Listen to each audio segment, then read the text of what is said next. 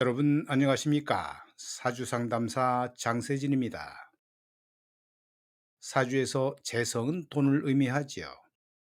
재성이 사주 원국에 있으면 기본적으로 재물의 요건이 갖춰졌다고 볼 수 있지요. 하지만 재성의 기운만 있다고 해서 부자가 될 사주라고 볼 수는 없는데요. 재성을 취하는 일간의 기운과 재성의 기운이 적절하게 조화를 이룬 경우라야 부를 이룰 수 있다고 봅니다. 조화라는 말이 추상적이고 애매하기 때문에 몇 가지 사항을 구체적으로 살펴볼 텐데요.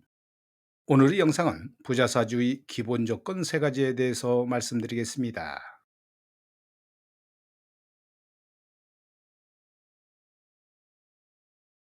재물은 일간이 취하는 오행이지요. 재성은 재물적인 욕심, 재물적 욕망을 충족하기 위해 에너지가 발동하는데요. 재성의 욕망은 떠돌아다니는 주인 없는 돈을 내 주머니에 옮겨 담는 욕망입니다. 공짜 돈 앞에서는 누구 할 것 없이 부지런해지지요. 즉, 재성의 활동은 누가 시켜서 하는 활동이 아니라 완전한 자발적이고 맹목적인 활동입니다. 돈의 욕망은 현재를 만족시킬 수 없지요. 큰 돈을 벌게 되면 자식, 손자들이 생각나는데요. 즉, 재성의 활동은 현실의 욕망 충족을 위해서가 아니라 스스로의 정기를 빼내서 미래의 욕망을 충족하는 미래적인 활동입니다. 앞에서 언급한 취한다는 말은 매혹적인 일이고 조절하기가 어려운 일이지요. 우리가 재성의 힘을 쓰면서 자발적으로 큰 에너지를 소모하는 이유는 재물이 바로 미래적인 가치를 가지기 때문인데요. 실제로 우리는 돈을 벌고 있는 이 순간보다 부자가 된 이후의 미래를 상상하느라 매우 큰 에너지를 소모합니다. 부자라는 꿈을 꾸느라 우리는 스스로의 정기가 빨려나가고 하루하루 자신이 소모되는 것을 눈치채지 못하는데요. 미래의 부유한 나를 상상하느라 현재의 건강을 망치고 있는 셈입니다. 따라서 재성을 취하는 사주, 즉 부자 사주의 첫째 조건은 강한 일간이지요. 비겁이나 인성의 도움을 잘 받고 있는 강인한 일간을 소유해야만 많은 재성의 기운 앞에 당당히 맞설 수가 있습니다.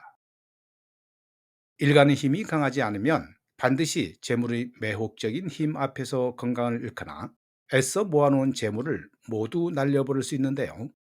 소나기에 힘이 강한 자만이 많은 재물을 움켜쥘 수 있는 것입니다.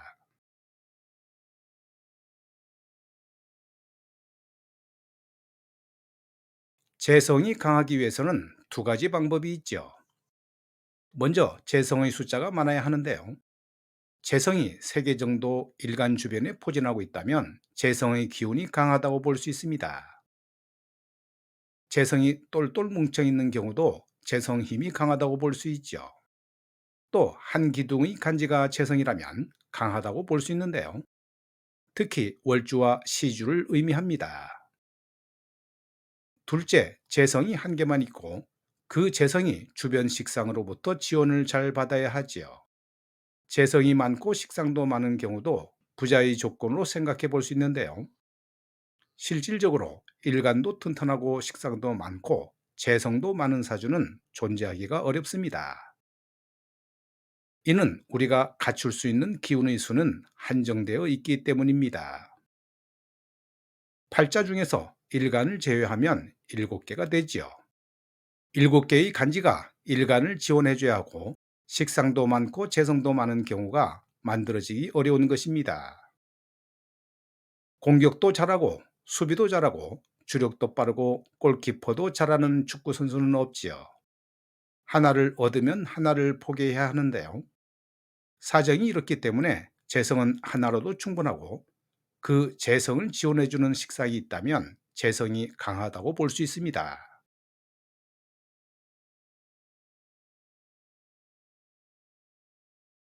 식상생재라는 유명한 말이 있죠. 일간에게서 나온 기운이 식상으로 전달되고 식상의 기운이 재성으로 전달되어 재성의 기운이 활성화되면서 돈을 벌 수 있는 사주의 유형을 식상생재라 합니다.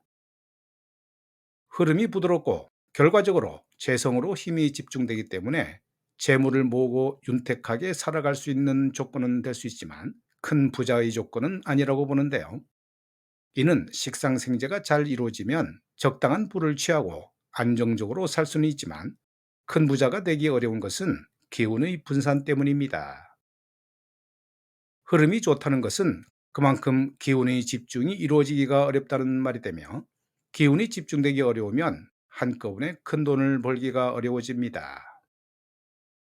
분산 투자를 하면 리스크를 줄일 수 있지만 큰 수익은 내기 어려운 것과 같은 경우이기도 하고, 또한 식상이라는 기운의 특성 때문이기도 합니다.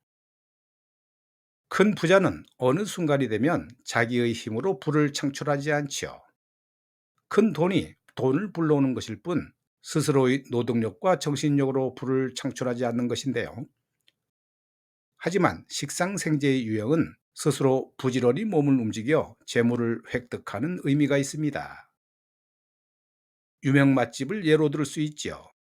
유명 맛집은 날마다 많은 돈을 벌어들이지만 오너가 날마다 매장에 나가서 매장 관리, 손님 관리, 음식 관리, 직원 관리를 부지런히 해야 그 명성이 유지될 수 있는데요. 오너의 부지런함과 꾸준함, 엄청난 관리 능력이 부를 만들어내는 것입니다.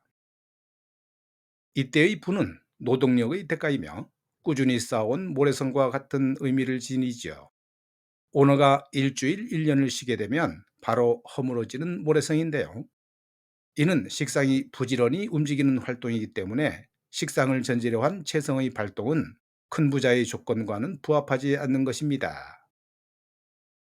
오히려 식상생재의 사주는 중산층의 사주, 성공한 근로노동자의 사주와도 결이 어울린다고 볼 수 있지요.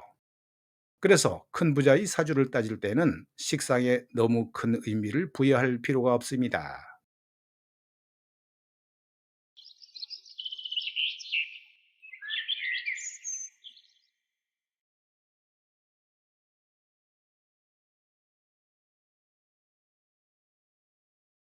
이 명조는 올해 태어난 병신일주 남명으로 혹서기의 태양이라 조후를 먼저 생각해야 하지요. 그래서 수를 봐야 하고 토는 습토가 좋습니다. 조후 용신을 볼 땐 억부론의 신약 신강을 따지지 않고 조후를 먼저 살피는 것이 합당하지요. 지지에 인호합이 있고 천간의 갑병이 일간을 도우니 신강한데요. 따라서 일간의 힘을 설계해야 하지요. 억부론과 조후론에서 용신이 중첩되면서 사주가 좋은 구조를 이루게 됩니다. 또 사주 구성 흐름이 진토가 신금을 생하고 임수를 생하는 구조이지요. 그리고 신금은 임수의 물을 끊임없이 생산해주고 있는데요. 금수토 기운이 평생토록 흘러 좋은 흐름을 보이고 있습니다. 기본적으로 용신이 투명하고 힘이 있으면 재물과 권력은 일단 좋다고 보지요. 이사주의 용신은 진토이고 희신은 금수가 되는데요. 따라서 용신과 희신이 투명하고 서로 좋은 작용을 하고 힘이 좋습니다.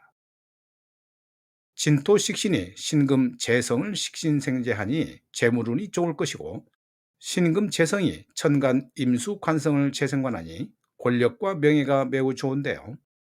이러한 사주를 고세선 시상유리격이라고 합니다. 오늘 영상은 여기까지고요. 저는 다음 영상에서 뵙겠습니다.